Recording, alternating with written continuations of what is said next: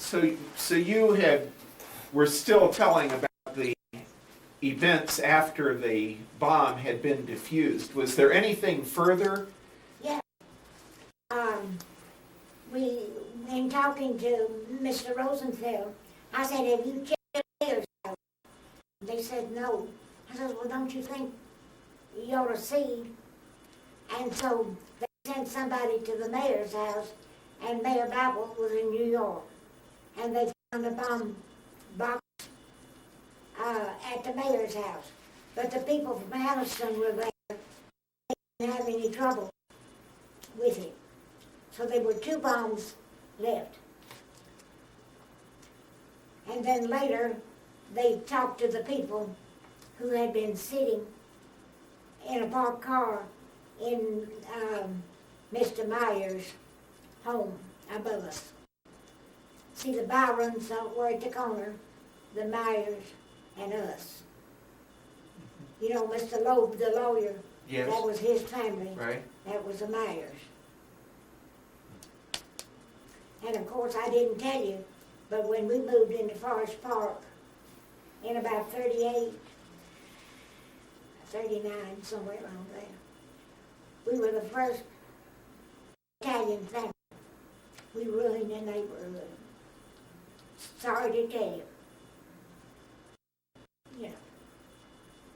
But that, so Vestavia had an ordinance at that time where Jews could not live in Vestavia. And of course, my deed had a clause that they couldn't sell to Catholics or Jews. But by that time, it wasn't.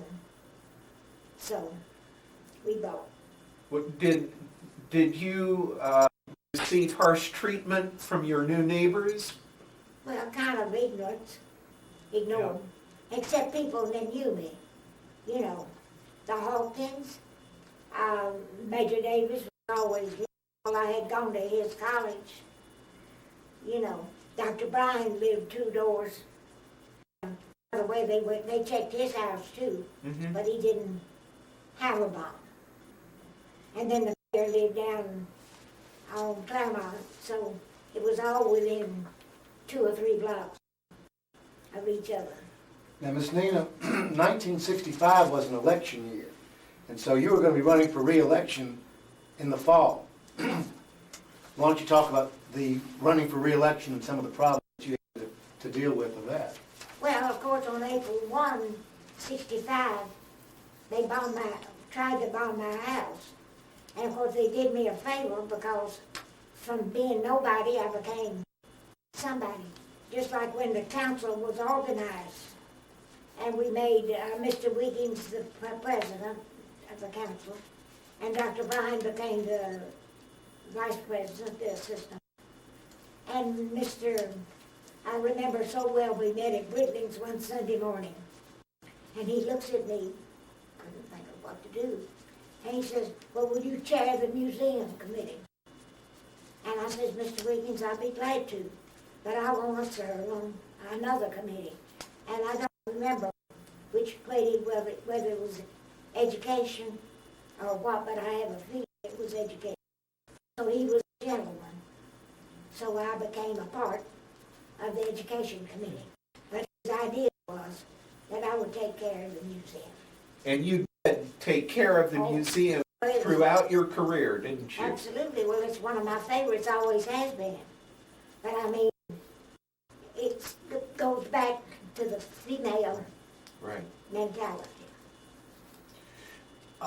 Before you talk about the election in 65, let me ask you to comment, if you will, on the effectiveness of the government between 1963 and 1965. For example, I realize from work that I have done that there was to be a biracial committee appointed by the mayor to further discuss and attempt to resolve remaining issues in the community.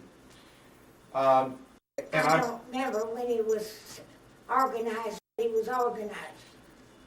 And in my work I came across reports that Mayor Boutwell had declined to follow his committee's recommendation and meet with business leaders to encourage them to hire African Americans, and he refused to make a statement, according to the minutes of the meeting, regarding hiring black police officers.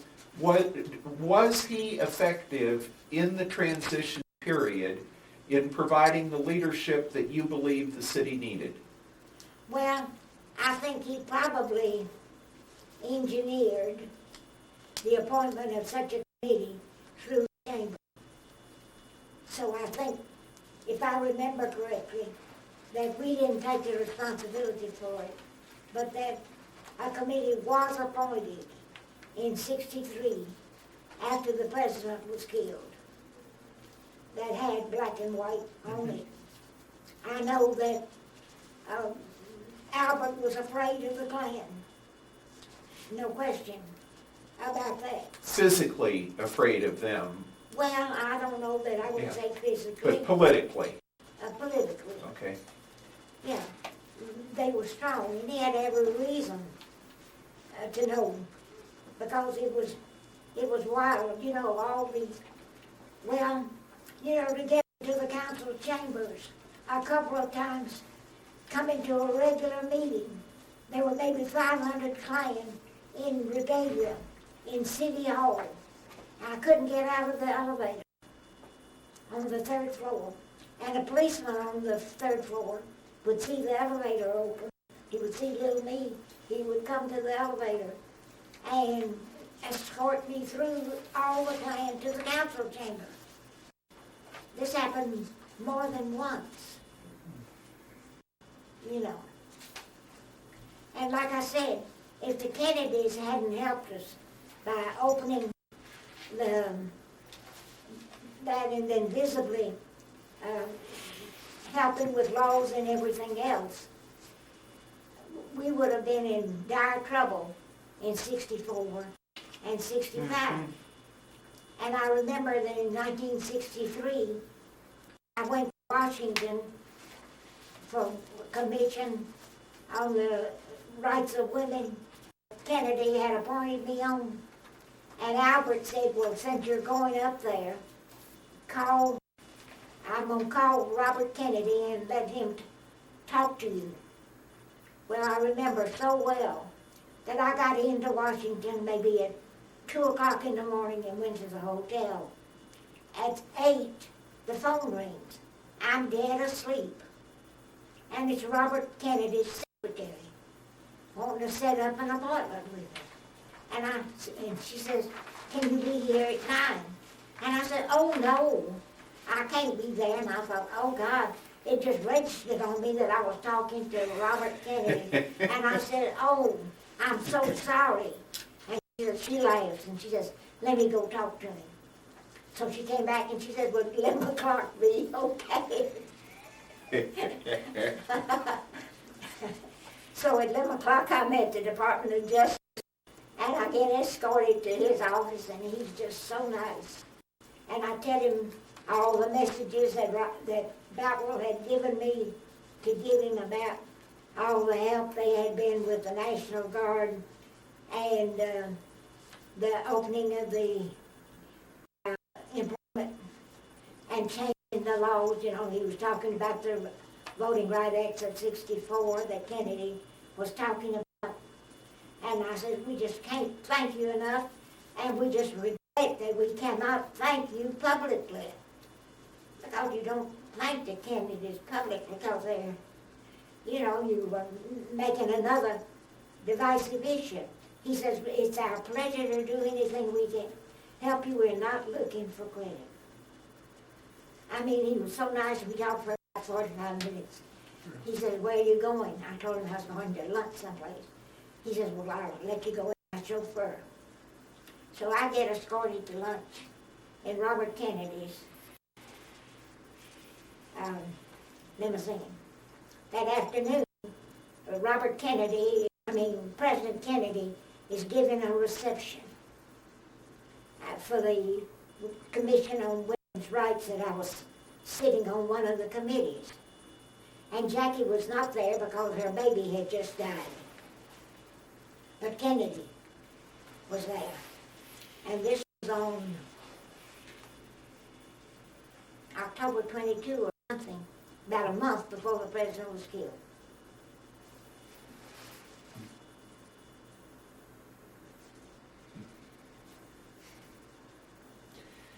I don't know where we started. I think we started with Albert and the committee about it. Right. Oh, and remember that we put, in the first year, we put Wilbur Hollins on the planning commission. We put Albert Shore, Arthur Shores. on the housing board. Mhm. We put Mr. Lou Willie on the pension board, which is an important board taking care of all of the retirement plans of city employees. Now, this was something that the council would have done. These are council appointments. Yeah, we weren't Three paid to, outstanding nobody- African-American men, 3 men appointed to these positions. We put Miss Murchison on the library board. Right. In that first year. For 3 months. Right. Did the disruption and threats and Klan presence continue throughout the 2 years of your first term, or did things calm down reasonably soon? Well, let's go back. I think that during the first year, everything we did was known to the Klan the same minute we did it. Because I think one member of the council told them. I have a feeling that at least one was in constant communication. And I'm sure that I must be pretty near right because he wasn't elected again. And I think a lot of people must have become, or more people became aware of this. And you know, we lost 2 in 65. So everything we were doing was known beforehand. And during this period too, as you remember, the municipal auditorium and the had concerts, music club, and they wanted to have members. And so they were, the first night that they asked black members to come, I'm sure that Dr. John Nixon must have been one of the people that were asked. But they called me up in the afternoon and said, do you mind if we change your seats? And I said, what's going on? And they said, well, we're going to ask 4 black couples to come to the concert, and we don't want them to be embarrassed in the hall. So what they did was put 2 white people behind them, 2 white people in front of them, 2 white people on the left, 2 white people on the right, so that they were insulating. I think that 4 of those white people were Catholic priests. And Cecil Roberts, she and her husband were one of them. I didn't know it at the time. But I know getting in that night at the auditorium, there were 100 or 200, 300 Klansmen yelling obscenities to you as you walked in. And the police had to take you from your car into the auditorium. And you can imagine was all black people must have suffered coming in. I didn't see Deanie, so I don't know if Deanie was one of the couples. And I didn't see John Nixon, but I just have a feeling that he was one of them. So this is what you went through almost everywhere you went. And then you well, let me ask, did you ever consider not running for re-election in 1965? Was it just too much harassment Mother and Daddy were not frightened. I wasn't that frightened. I mean, what do? You just keep going. And I think there was a cross burned at some point there. Even with Miss Chandler's calling, you know, you felt like people. And I, Hold on, take one. Yeah.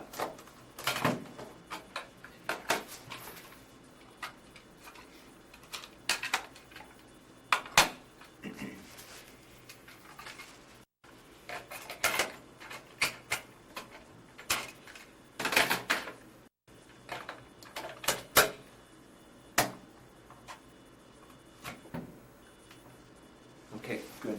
let me say one thing. You know, the police have been maligned by saying how indoctrinated they were with Will Connor and the dogs and everything. The only thing I can say is that I was handled with care, with discretion, with courtesy, and I think with real interest.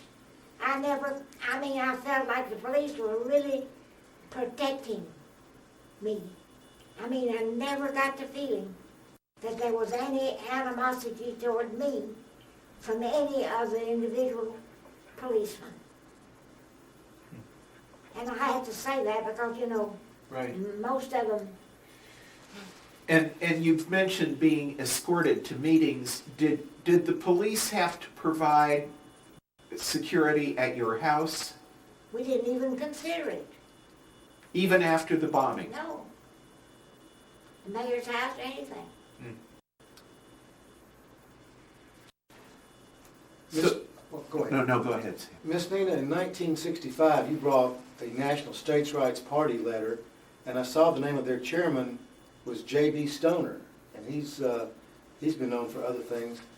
Would you want to comment about this letter that you brought where you and 4 other council persons were maligned? Well, see, this was before the bombing, January 1, 65, where the National States' Rights Party has a letter to whom it may concern. And they're giving out an honor. And they're making the following people honorary nigger. And the 5 people that got the honor were Alan Drennan, George Siebels, Nina Miglionico, Don Hawkins, Emmy Wiggins. Now, I think Mr. Wiggins' name was a mistake. I think they probably meant Dr. Bryan. But anyway, I'm an honorary. Well, you didn't go to the ceremony, I guess. No, I didn't go to the ceremony. And then during the election of 1965, that Yeah. literature came out. Yeah. Well, this is after the first run-up. And so, again, They didn't mention your name, but they mentioned your initials and Alan Drenan's initials. the election on October 12th, Birmingham City election, which shows that in all nigger boxes, NM and AD carried those boxes by almost 100%. That would be me and Alan Drennan. Okay. You can have them. Good. So the election of 65 came up and you were Well, also undeterred. remember in the election of 65, we had the election to reconfirm the city council. Right. And it was carried by a little bit more than before, but not that much more. It was still a divided community, as it still is. And I think the black vote again probably made the difference. So this was an election to again confirm the mayor-council form of government, So that- not just to elect council members. So if not, we would have gone back to a commission. I had not I heard did not know that I had either. not Oh, heard that. yeah, Very, very interesting. yeah. Yeah. Oh, did not know that. I don't remember I didn't see that. Yeah. what it was, but So was the confirmation election held, then afterward, the election was held for the council? It was electing people and then to get rid of the council. Right. And the mayor. Well, see, Bull Connor didn't stop. Remember, he got elected to the state government Public service. Public after service. that. You know. But Ed, you know, since I'm so old, I give away things. All the boxes that I didn't carry in those 2 years, I knew I had friends in Pratt City. I knew I had friends in Wylam. I knew I had friends in West End. And I knew I had to tell them that I wasn't peculiar, you know. So I'd make it my business, and Sam can hear this, that I didn't buy groceries in Forest Park. I bought groceries in Wylam. I bought groceries in Pratt City. I bought groceries in West End. In other words, I shopped every week in a different area. And people, when they see you buying groceries, you're part of the community. They tap you on the shoulders, you talk to them, what you thinking about, you know. And that's the way I politic, so that I didn't look peculiar to them. You know, I wasn't doing that. I wasn't politicking. No way. I'd go to the library in Wylam and pick up books. I'd go to the West End Library and pick up books. I mean, all of the natural functions that you do. Instead of doing it at the main library, go and talk to the lady at the Pratt City branch. Go to the lady at the Black branch. You know, you have to, you don't get elected without a runoff, without people knowing you. And so my way of knowing was not to politic during politicking time, but to politic all the rest of the time. Miss Nina, you served on the council for 22 years. Huh? You served on the council for 22 years, but you didn't have one district. You had the whole city as your district. That's right, we had the whole city.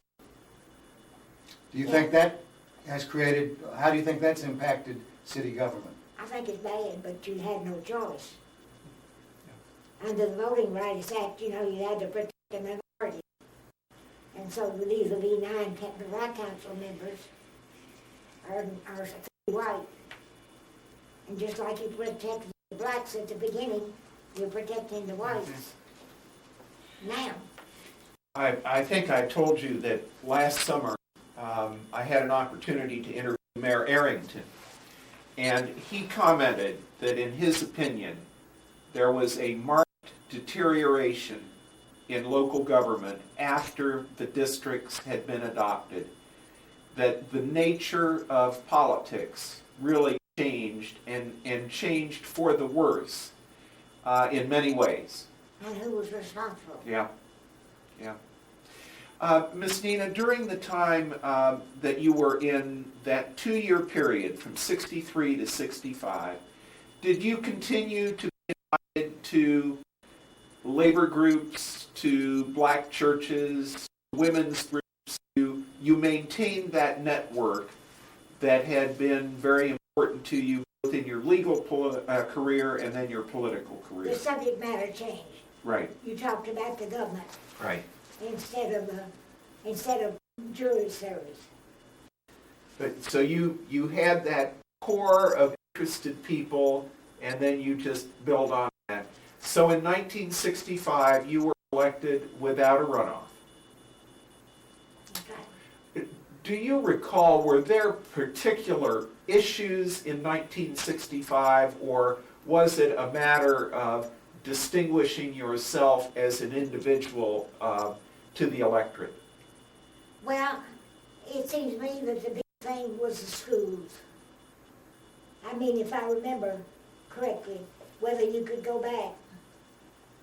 And then also how fast you were moving toward working people together and giving them a chance. You know, they kept about civil service, and they didn't realize that with all the goodwill, you couldn't put people on the city payroll without going through civil service exams, which is something we had worked for. And we got a strong civil service system. But it seems like now it's gone a little bit awry. You know, it's kind of gotten out of hand. But we couldn't put policemen on until 1966 because they had to take exams, you had to wait for openings, all this type of thing. So it was not that the mayor and council were dragging their heels, it was the personnel board wasn't in a position to bring forward the names of black candidates. Trying to get them to open up Yeah. the roads. And Ed, I want to say a thing here. That I think the department heads of the city at that time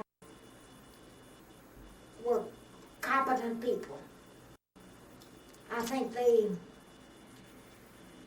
knew their stuff.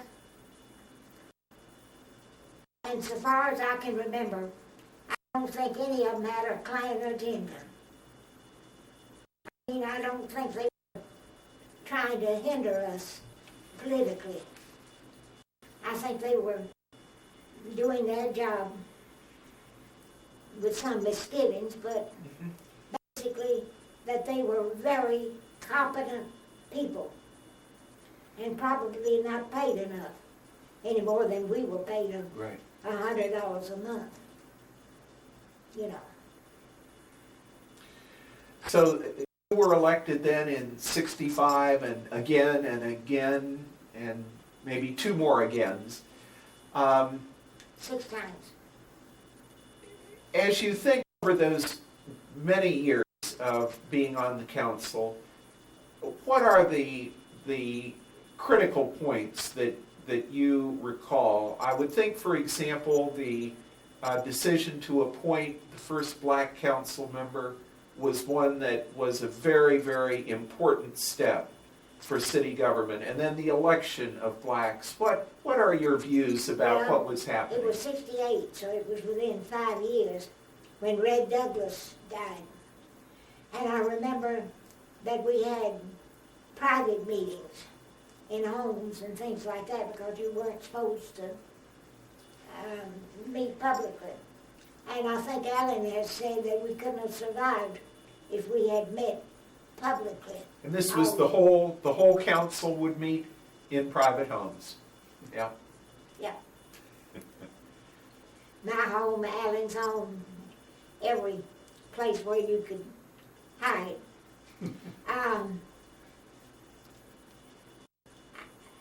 On Arthur Shores, that was within 5 years, you know, and we had just had black policemen for 2 years in 66, you know, so it was still not black Klan issues, you know, but some of us knew immediately that that place for Red Douglas was going to a black.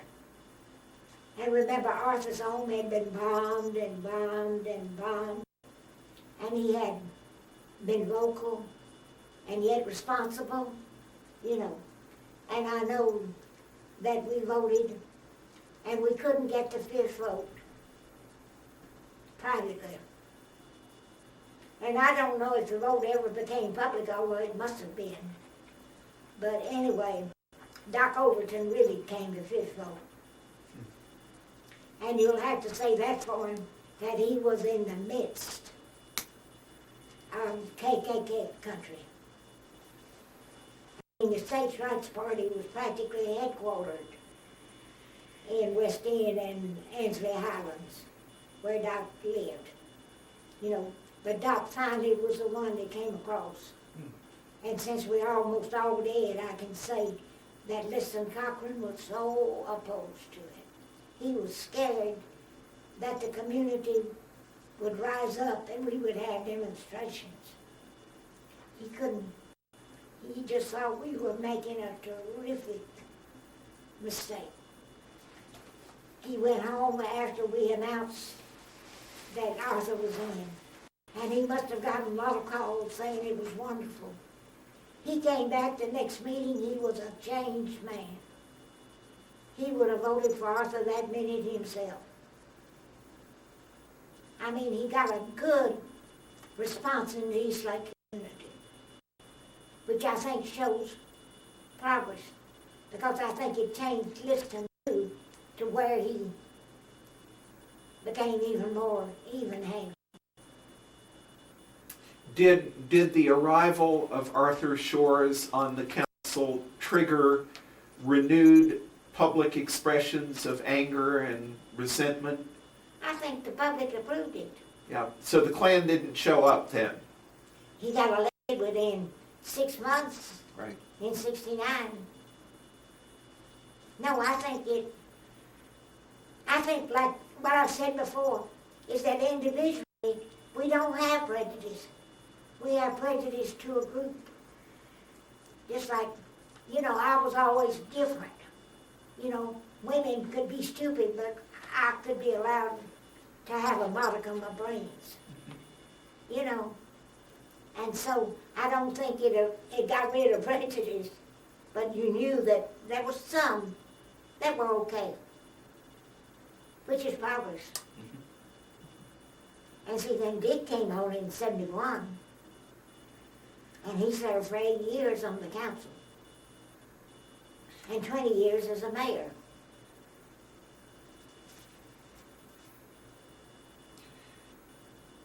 That group that came on in '71, I think included, let's see, you were on the council, David Vann was elected in '71, Dick Arrington was elected in '71. Who? Dick Arrington. Yeah. Angie Grooms Proctor was She got was elected then. 2 years. And so there was a lot of change in that Yeah. period of time. Well, you see, in that time, how many people had moved out of town?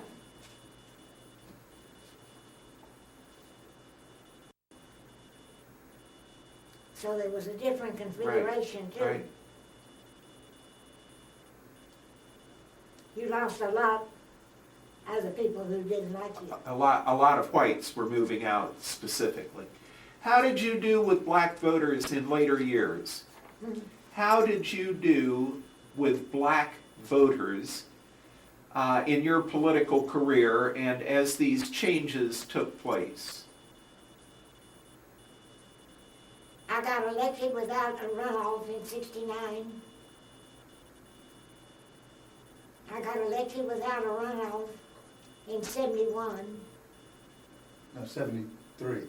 Uh, 73, 73. right. Yeah. Okay.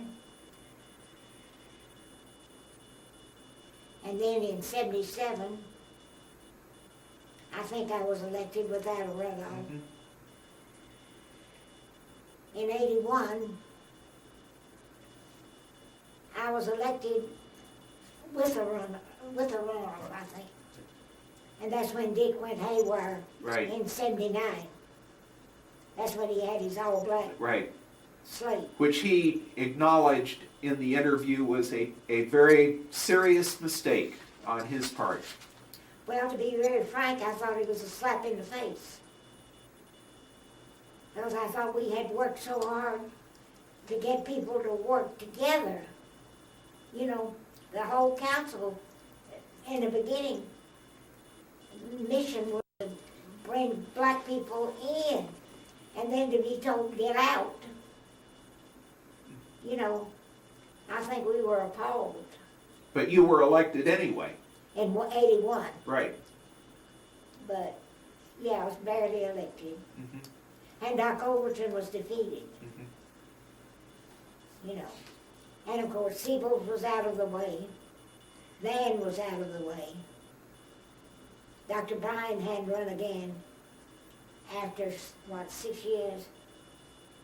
Angie was married and off. And then in 1985, did you run again? You didn't. So there was one other race, I believe, a political race in your career, and that was the race for Congress in, 1974.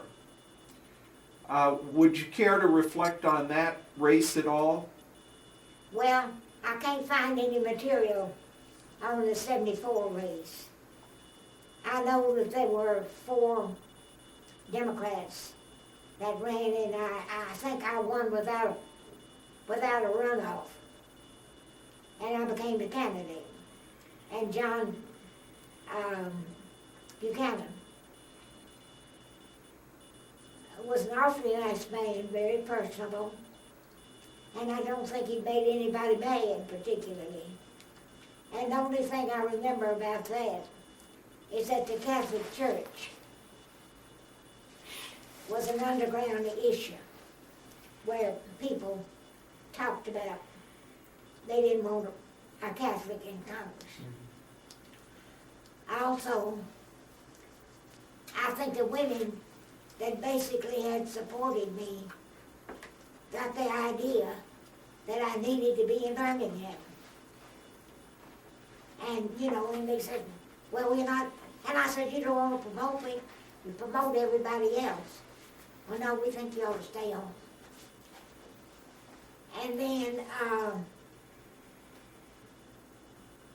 what the other issue was with women was that John Buchanan always wrote to them.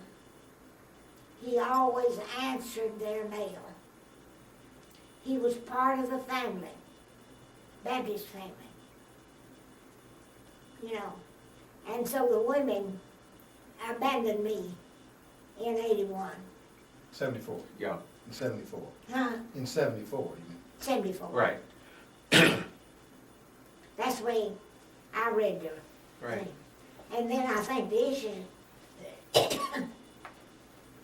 if I remember correctly, was that I took issue with him on the oil redevelopment, or oil development in the national forest, environmental issues, things that weren't particularly bread and butter issues. And I also remember that the labor unions got upset with Dr. Buchanan, Reverend Buchanan. And I think they said they had a couple of demonstrations against him. And that set people up against the Democratic Party. And I think that was the demographics. That they hurt me not realizing that they were hurting the Democrat in going after him on some unrelated issues. Well, let me ask, as I think we come toward the end here, as you look back over this rich and extraordinary and important life and career that you have had, are there moments that, or accomplishments that are the hallmarks that you think of with greatest pride, particularly perhaps in your career as an elected official? Well, you take pride and then you pay a price.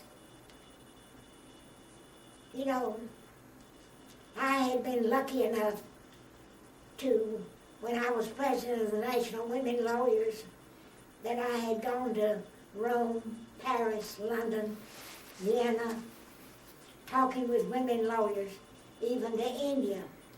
And I had seen cities.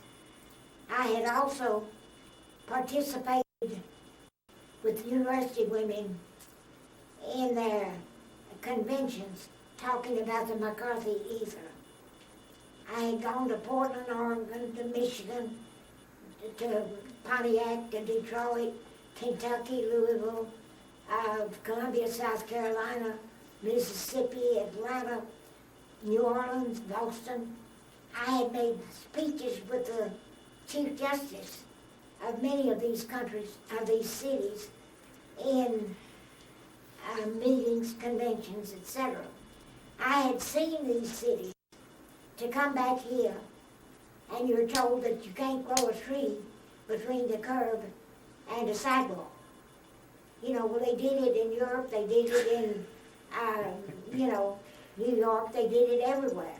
You know, so you try to change things. You saw that in Europe, flowers were everywhere. So, Rachel Drennan was such a catalyst for this too, that you try to make things look nice, while you're doing the bookkeeping thing. And just like I think Birmingham Green is a fine thing and I'm proud of it, but on the other hand, I think it's destroyed the city. Well, it killed 21st Street. It killed 19. So, is that smart? You know what I mean? Yeah. So you pay a price for what you do.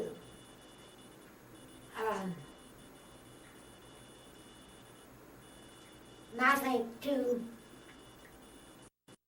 is that the department heads do such a terrific job, but then they also have tunnel vision.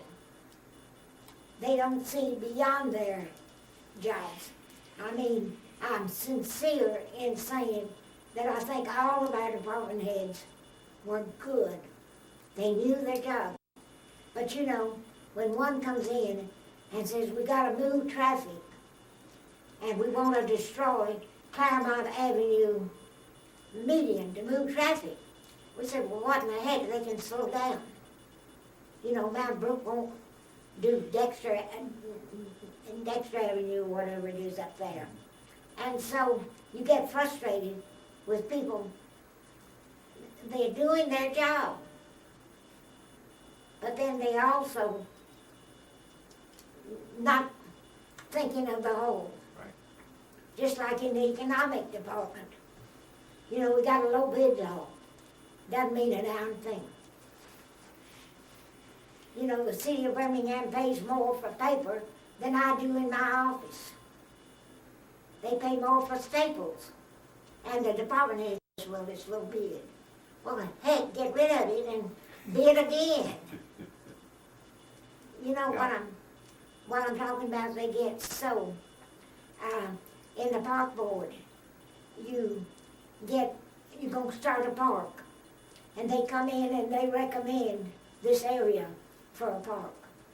You get a call from a citizen, says, do you know where that park is going to be? Well, it's on, what do you say? On a strip mine. It won't do for a park. So you call the person and say, have you looked at this park that you recommended? Well, no, but it was recommended to me. I said, well, I want to go see it. So we get a Jeep and go out and see it on a Sunday morning, Saturday morning, and all the council members want to come. We get there, and the man driving the Jeep says, now please, don't fall out or we'll never find you. Well, that killed that park in a hurry. We went. It was a gold mine. We got back to the park instead. But what could possess? They come and tell you to buy certain items, certain trucks. A citizen called you, says that those dump trucks have been sitting in Montgomery for 6 years on a private lot. They're not workable. So you call and say, I want to see the specs. You call a friend in Montgomery. Yeah, those trucks are no good. Yet they've been recommended that you pay $7,000, $8,000, $9,000 for them. You wonder sometimes, where do people come from? Miss Nina, would you care to comment about the mayors that you worked with over that 22-year period? Would you care to comment about the mayors that you worked with? Or not? Oh dear. Well, I think Albert was an absolutely charming Southern gentleman. He had grown up in a tradition. All of his legislative life, he had worked in that tradition. And he was timid. You know, he wasn't nuts like me. Well, that's right.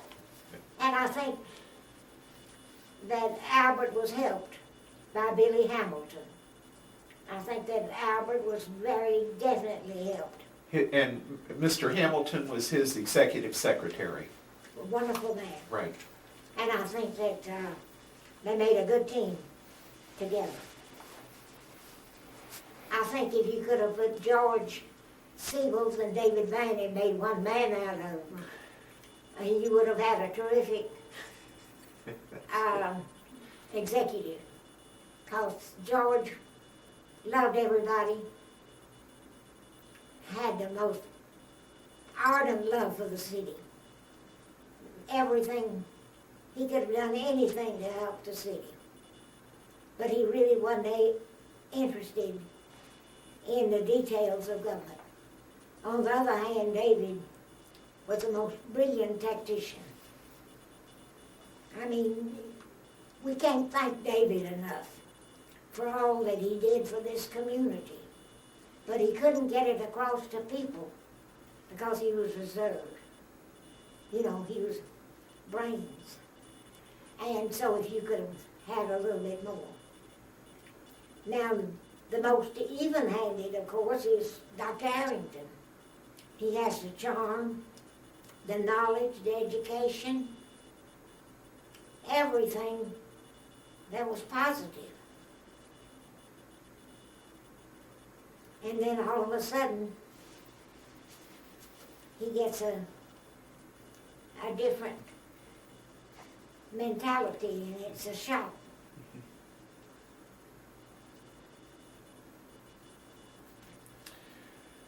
Well, We've covered a lot. we have covered a lot. Is there anything that you would like to say that we haven't asked? This has been a wonderful, wonderful, and long session. Well, I'll take y'all to lunch. No, I'll take you all to lunch, but Ed, I think the problems that we have now are exactly the problems that we had in '63. Exactly the same. First, that we really don't have as good race relations as we should. I think Miss Wynn in yesterday's column in the Post Herald, did you see it? yes. About the suburbs Yeah.